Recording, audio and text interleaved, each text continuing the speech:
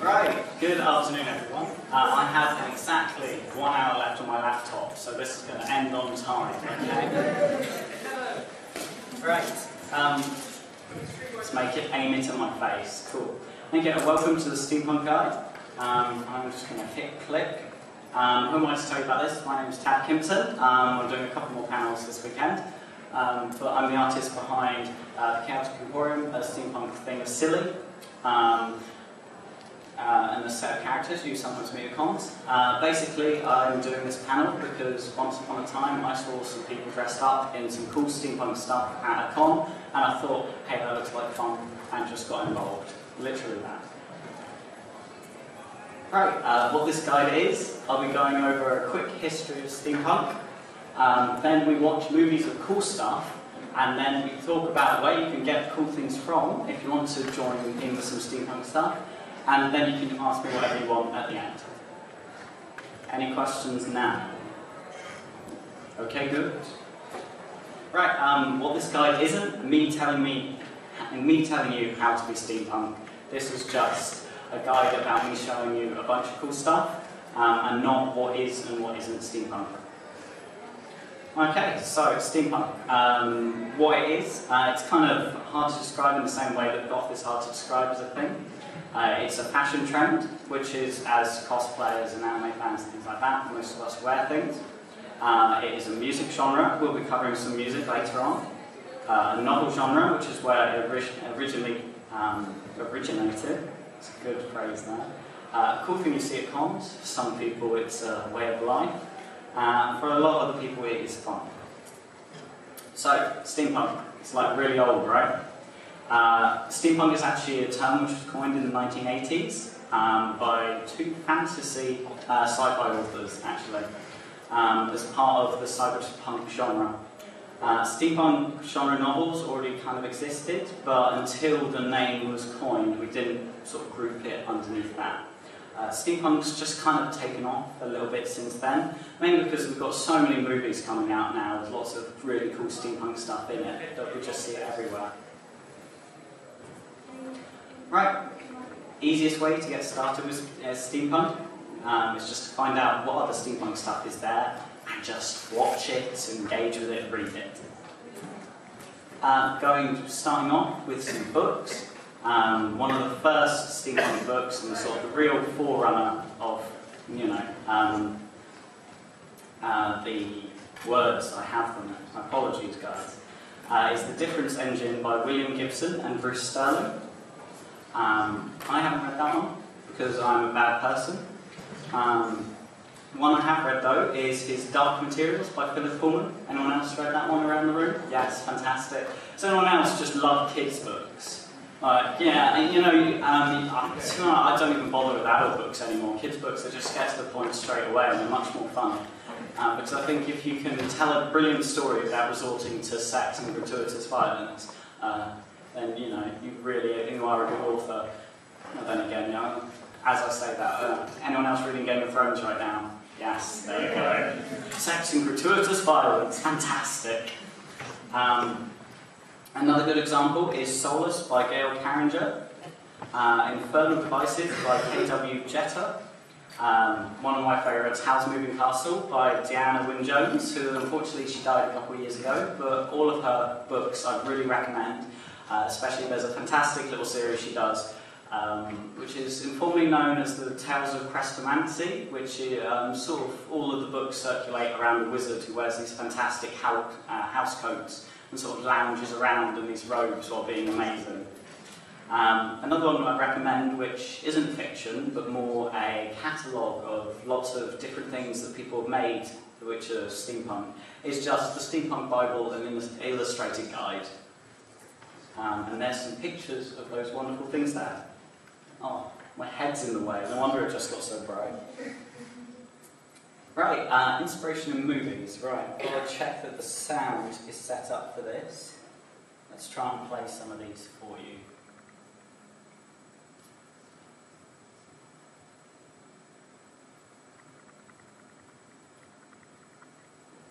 Can't I believe in you? And we have sound, fantastic.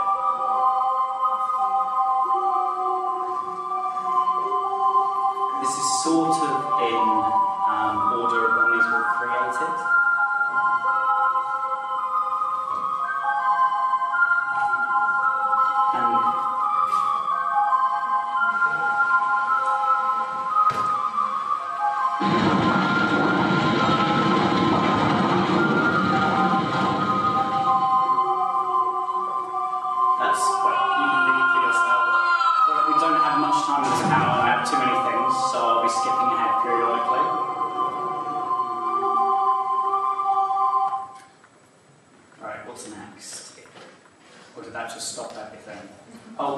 From the director of Time Bandit and Brazil, a new movie full of noise.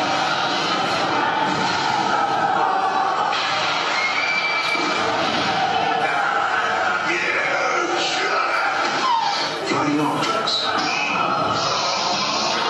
Trust me, man, your underwear is in good hands.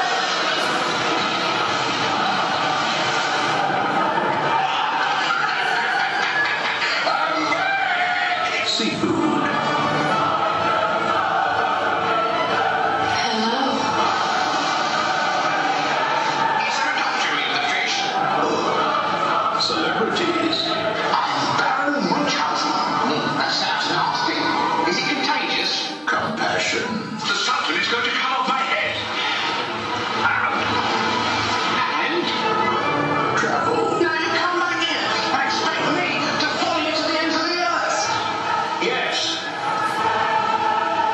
All right.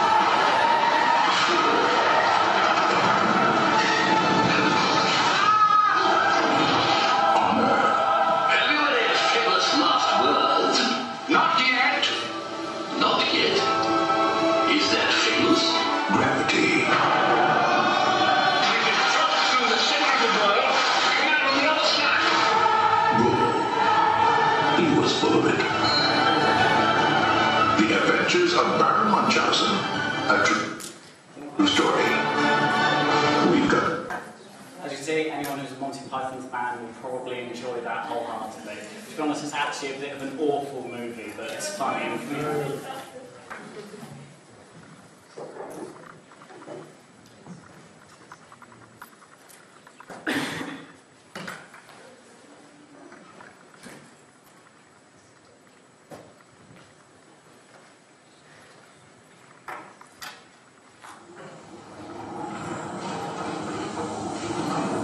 Anime fans are probably around this side.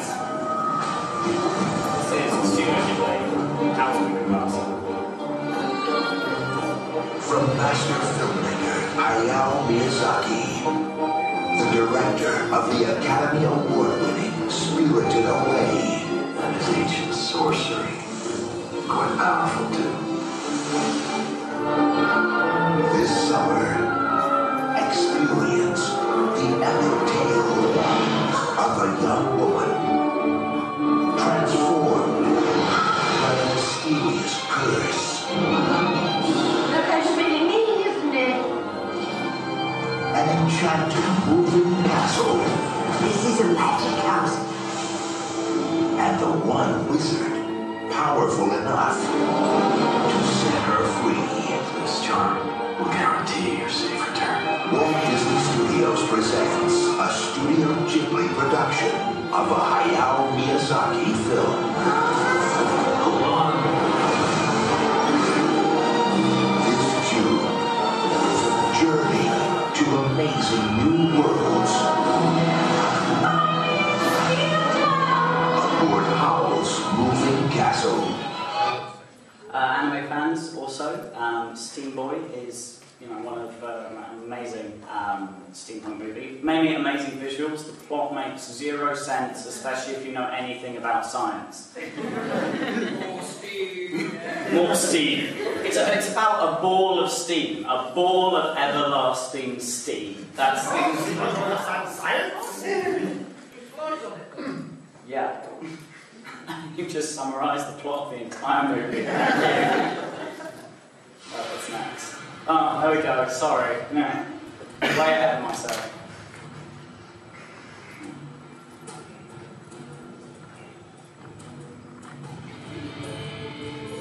beautiful it is. This How's Moving Castle as well. I just look at those poor animators.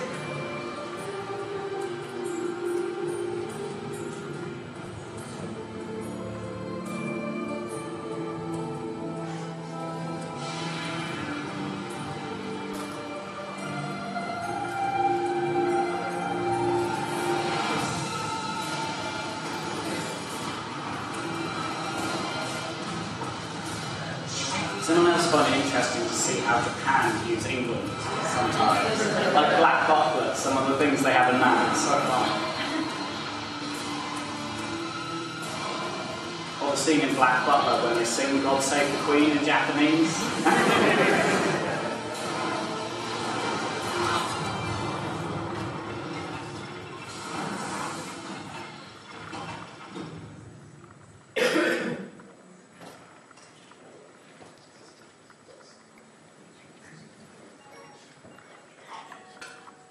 Ooh, Neil Gaiman's Stardust. Beautiful story. Beautiful costume. Tristan is shooting stars. Wonderful cinematography. Just promoting this really. A story that doesn't make you want to gouge your brain out. How does it Neil Gaiman? I apologise. Have you seen a falling star anywhere? We're in a crater. That's what we're about. Yeah, this is what I thought. You're the star. You're the star? Really? You've seen stories of magical worlds, wicked witches,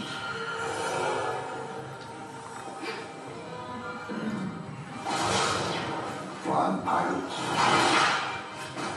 and dashing princes.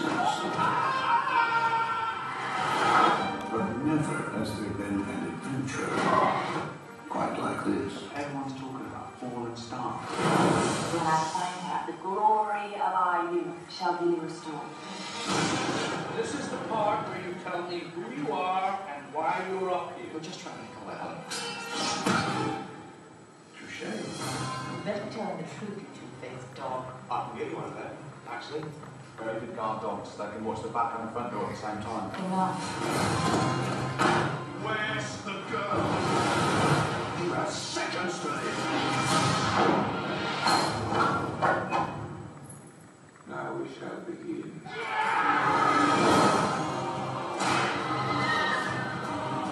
know what you are.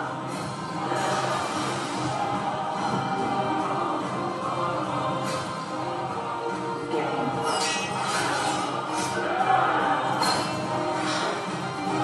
It's just you and me now. Not for long. Hold me tight and think about it.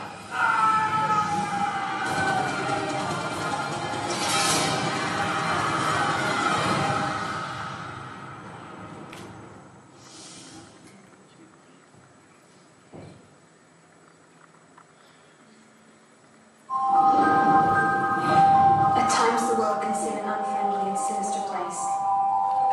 But believe us when we say that there This is is much more obviously good based than off death. the book series. And one I might have to seek to admit, be I a gave up series on of the book series unfortunate because it events got way that too lead miserable back to for the me. first steps of a journey.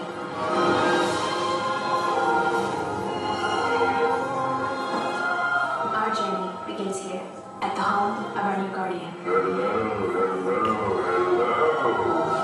I am your beloved Count Olaf. 3 orphans, my dear.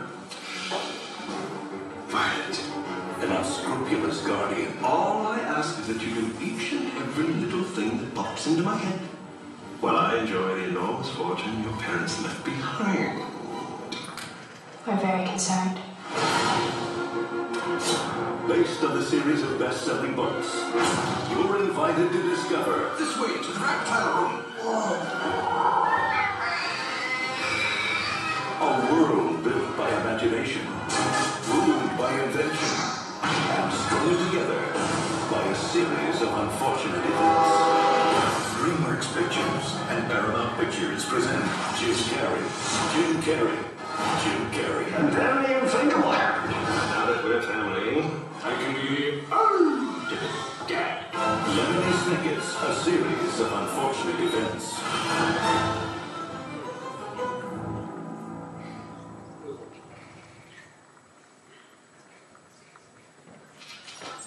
Right, moving on to some video games now. Try to get a little mix of video games. Obviously, our time is limited here.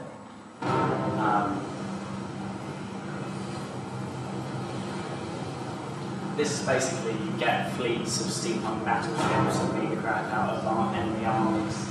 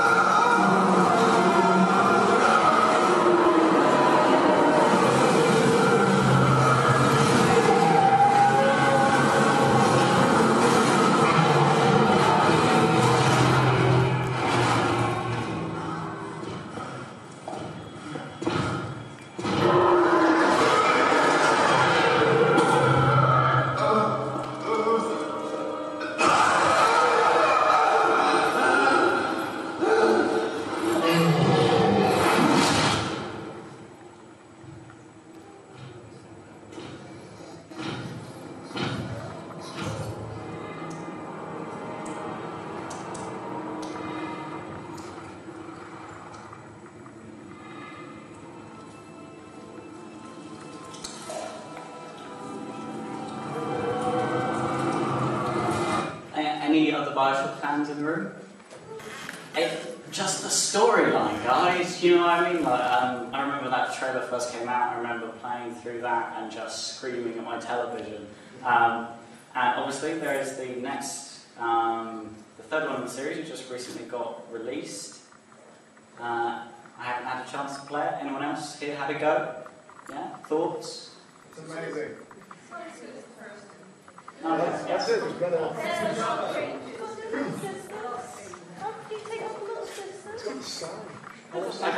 sound. I really loved the big daddy little sister dynamic. I thought that was something that the game hadn't even touched before, and it was so creepy but also very interesting at the same time. I think I've got the trailer of the Bioshock Infinite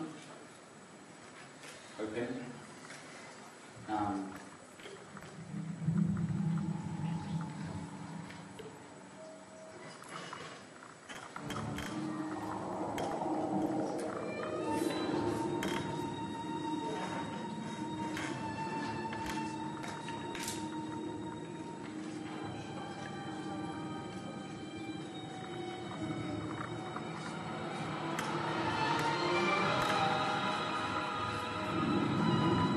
we need to dim the lights a bit more?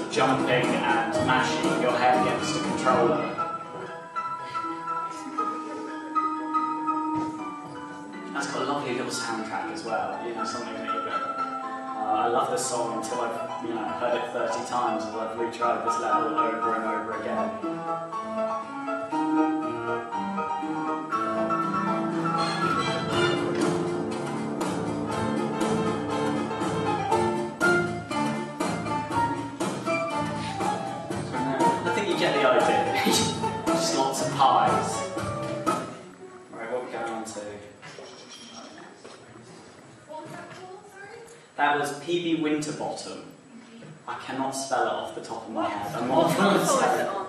I know it's an Xbox Live Arcade download, but I believe it should be cross-platform, really. I think it's on Steam as well. Pardon? I think it's on Steam as well. Yeah, probably on Steam. Moving on to some steampunk music now. Unfortunately, we're going to have to cut some of the songs short because otherwise it's just a panel of you staring at TV. This is Ghostfire, the last steampunk waltz. Trying to get...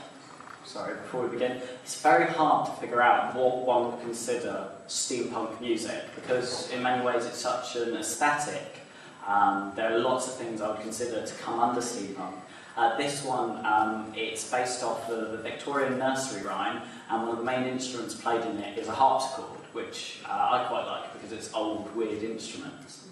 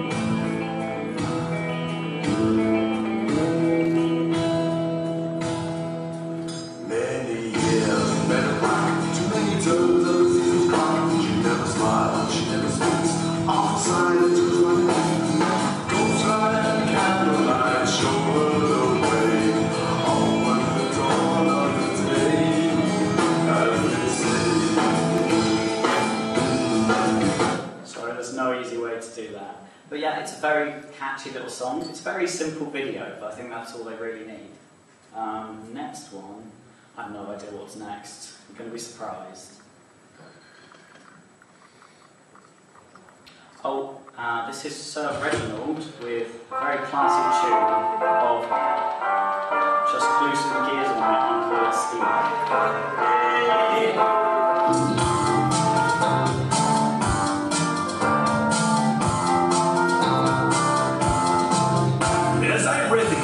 Catch up on the news and classified adverts I chanced to peruse when I saw a category called Steampunk. I turned to it eagerly but left it a fuck, for I quite enjoyed the steampunk aesthetic, but what I beheld there was rather pathetic. These intrepid online auctioneers who just take a modern objects and stuck on some gears. It's just not critically true, but it's clear how their thoughts have run. Just put some gears on it and call it steampunk. That's the trendy fashion nowadays. A copper-painted chunk of some 1980s junk will fetch a pretty penny on eBay. But it got even worse than that. Apologies. We can play it all at the end if my laptop runs through it. It's okay. That'll be our last little thing. It's very interesting because a lot of steampunk bands take barbershop harmonies into consideration. I mean, that was like computer generated, but one of the bands that I hope is the next one actually do proper 3-part harmony by themselves. I do some stuff with the barbershop choir, and it's seriously tricky stuff. And I don't know about you guys, but you know when you listen to a band and you realise, and you just go, man, that's really complicated and difficult to do, and you respect them as an artist. You know, that's always a good thing for me. What was that called, sorry? That is Sir Reginald, just glue some gears on it and call it Steampunk. Oh! Yeah. And this is steam-powered giraffe with brass goggles. It's so catchy. Get ready. Well, come with me, I'll show you how to be a metal man. When the gears are turning and the fires are burning, when the world takes a round, your voice is talking all the time. And you live for sleeping, you never sleep because you cannot sleep. And a lot of us shout when he learned from the Nile. Got around freaking the elephants, turning all the gears like he all. Turn the gears like he all.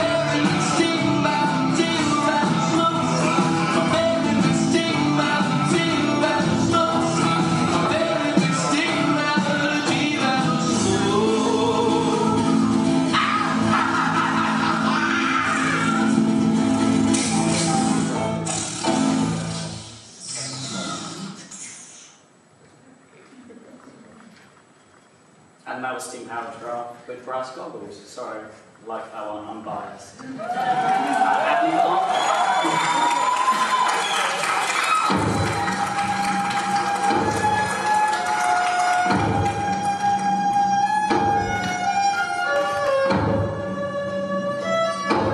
guys have the nicest instruments, seriously.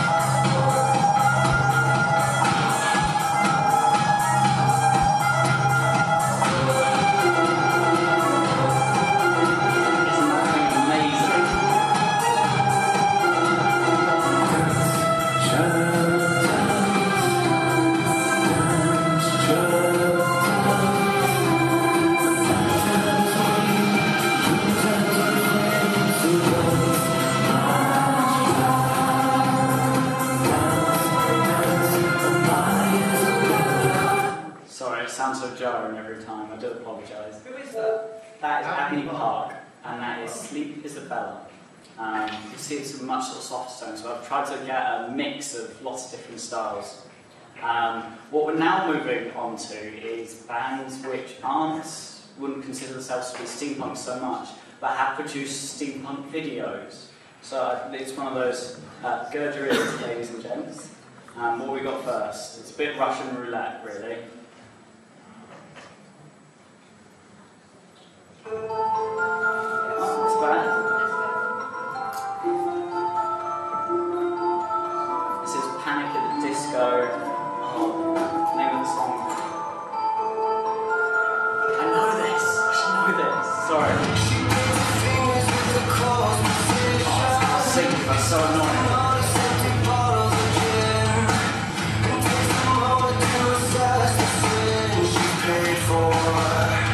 Mona Lisa. There we go.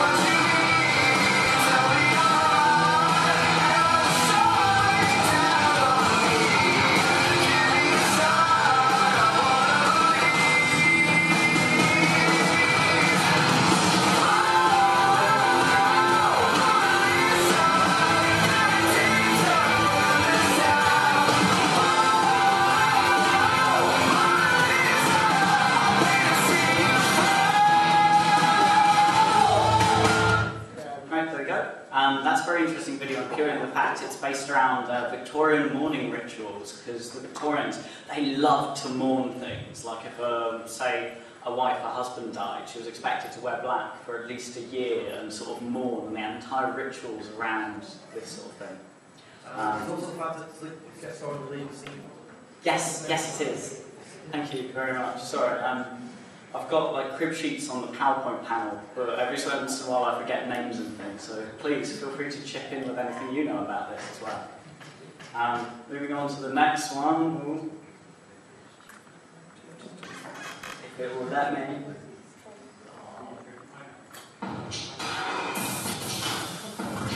This is a Christmas number.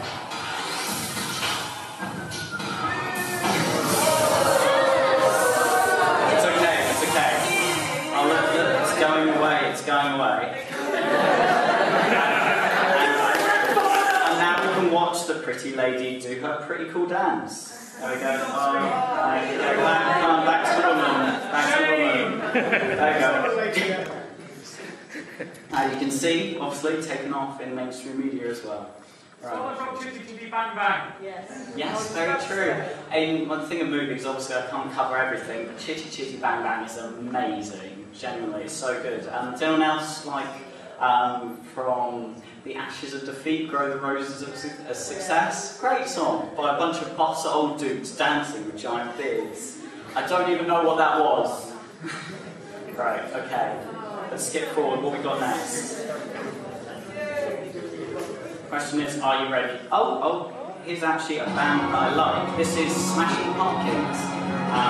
And this movie is, this music video is based off some of the first movies that were ever made. So the whole sort of cardboard cutout style of things. And it's actually a bunch of its very movie buff references all the way through.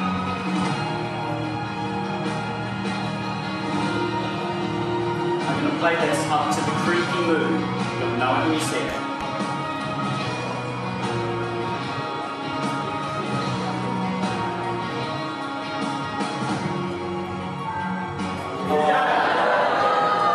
Quickly. Okay. Come on, creepy moon. Smile benevolently on us.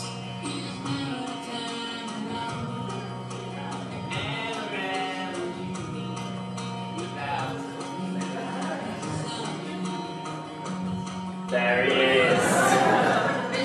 Okay, right. What are we gonna... Nicki Minaj has massive budgets for her music videos, and you can see it really comes across in the beginning of this. I'm going to play it until she becomes a creepy doll.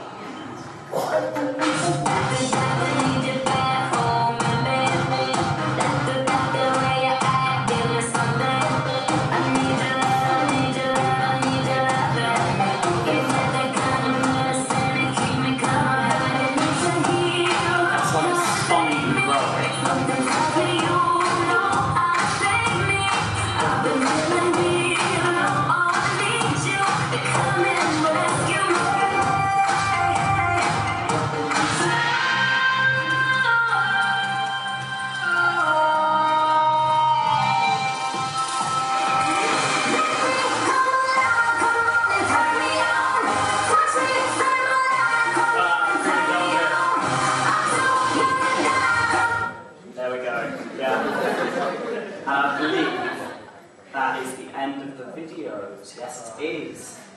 Right, let's see. Right, okay, so we've seen lots of movies, we've seen lots of video games, we've seen some music, we've seen some other music. Right, let's talk about things you can wear. Now, this is sort of like a new thing I'm doing in the panel, and I'm sorry if this is really quickly said.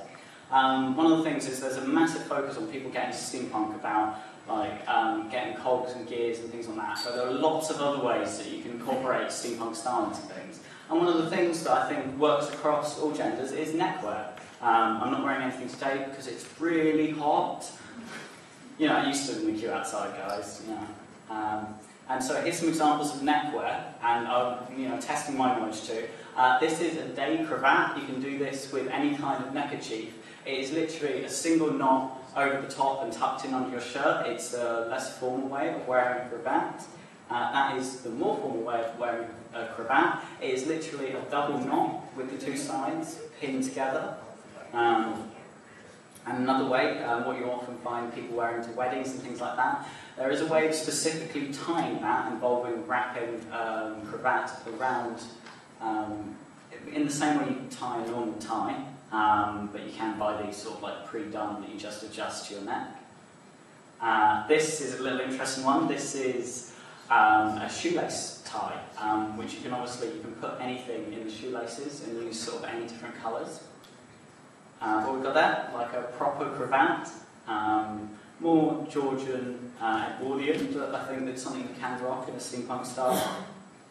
Bow tie. This is a slightly more interesting style of bow tie. You notice how the actual bow tie is made with pointy ends in some places, just to add a bit of quirkiness.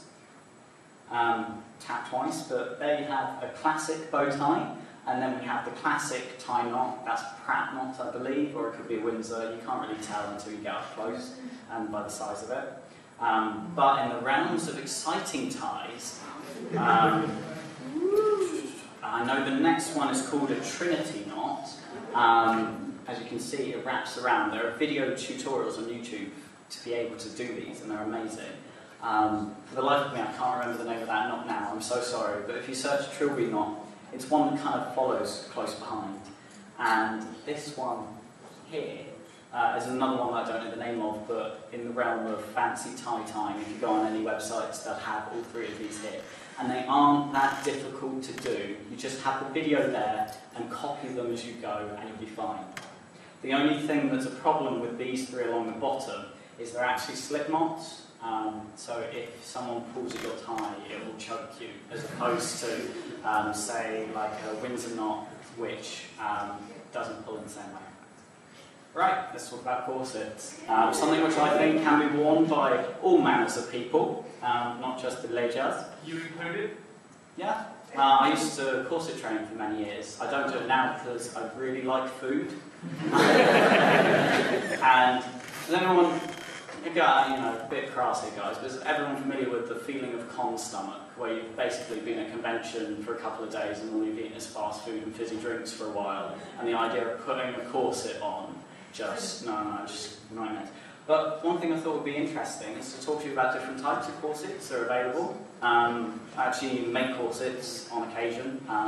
Some of my favourite, I do sort of commissions and things like that. Some of my favourite stuff is I get to make Disney princess dresses for people, and that's really fun to. And it's not I'm sure I could rock it if I wanted to, but not my type of thing. But corsets are fun to make. A little bit chronological here. That is an Edwardian stay. That would be the sort of forerunner of what we say is typical corsetry. The main thing is with a stay is to try and make yourself look as boat-shaped as possible. This is just an over-bust corset with a busk. Obviously, it's got like exciting belt things across it. This is underbust corset. As a tip for if you want to buy a corset, even places like eBay are very good for this. Your keywords are steel-boned corset. There's a lot of hesitancy about steel-boned, but to explain how corsets actually work, the steel is there to stop the fabric from crumpling. Imagine if you tried to put a corset on without any sort of support in it, and it'll just do that and dig into your stomach really badly. So actually, the more support and the more boning you have in a corset, the more comfortable it will be. Keep in mind, it has to be a corset that fits, though. That's the first step, fit. Second step, good boning.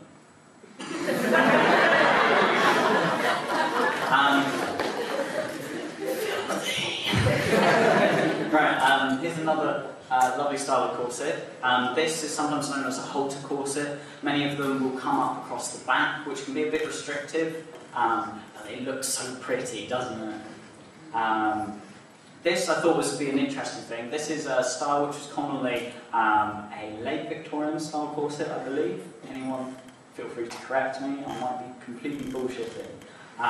The main thing that's very interesting in this is you see it's got triangles in it. That's referred to as gussets. Gusset literally means a piece of fabric which is added afterwards. So instead of it being part of the pattern, so bodice panels which just go straight down, they're actually triangles which are inserted. This sort of thing tends to, for curvier people, it adds more on the hip and more on the bust, and you can find some really attractive designs using that. This is, obviously, sometimes the issue larger chested women get with over-bust corset is the boob shelf. Sometimes attractive, good for resting a cup of tea upon, but sometimes you need a bit more support than that. You can buy corsets which have cups in them. It really depends the way you're looking. To be honest, corsets with cups in them are normally ones that you're either making yourself or getting a corset maker to make for you, because breasts are amazingly complex things. From someone who makes clothing for people, they're just, the physics involved, it's just crazy. I'd also like to add that as far as corsets and things go, you can also adorn yourself with corset-like items all across your body, such as neck corsets, which look amazing. There's some also really amazing designs of steampunk hats, which have corseting, is not really the right word, lacing up the back of them. And in the one, I just wanted to add in a very male corset in that, because obviously we kind of attribute small waists and things like that, and sort of curvy bodies to female bodies, but there are some amazing male corsets out there which give a trim male figure as well. Hats! Yay!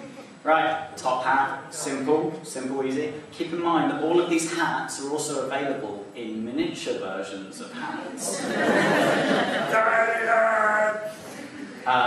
Made Favours by Abraham Lincoln, the stovepipe top hat, bowler hat, straw boater, classic straw boater, tricorn, I almost said trilby, tricorn, and its friend, the bicorn. I'm not even joking, that's unicorn, that's just a hat. Did anyone notice in Javert wears this in the latest Les Mis film, and the thing on his hat looks like a penis? Next time you watch it, you'll see. Also keep in mind, miniature tricorns, how cool are they? Oh no, the words are gone. Dear Stalker, thank you so much. This is sometimes referred to as a newsboy cat. There are lots of different words for it. Does anyone know other colloquialisms for this type of hat? No, it's a newsboy hat then. This is generally hats of that style are just called peaked hats. Obviously, you get lots of different military insignia and things like that you can play around with. I have a authority for transport peaked hats of all weird things that I found in a charity shop. So lots of different exciting and decorative things in that. What else we got? We have the very classic trilby, also known as the douchebag hat. And pith helmets. Who can know about pith helmets? Just fantastic. Right, I think. Okay, now we're moving on to where to get the cogs and gears from. One thing, they're quite hard to get sometimes. You can get mixed bags of cogs and broken things on eBay and Etsy. You can break apart old things which have gears in them, although sometimes it's sad to do so. The other good one for cosplayers in you, Maplin's, the electronics store, the online store, sells these big old plastic cogs that you can just paint. I mean, they come in like a horrible white colour, but we can just paint things gold, that's how it works, right? The other one I'd like to add is you can accessorise with anything you want. It doesn't just have to be cogs and gears and things like that. Military buttons you can find on eBay for very good money. Keys look amazing, again eBay, job lot keys, that kind of thing. Springs, anything like whatever you're going for in a costume, because the other thing with steampunk stuff is you can really add to it and make it exciting, almost like a cosplay itself, and create an entire new character. Never look for the word steampunk, it doubles the price. Yes, whoever said that, you're exactly right. Avoid the word steampunk like the plague. Because yes, it does double the price, almost as badly as the word bride or wedding does on anything. This is some of the costumes I made over the years, with some examples of things that how I've been thrifty with them. Like for example, that stick of dynamite is actually some wood painted with a bit of string.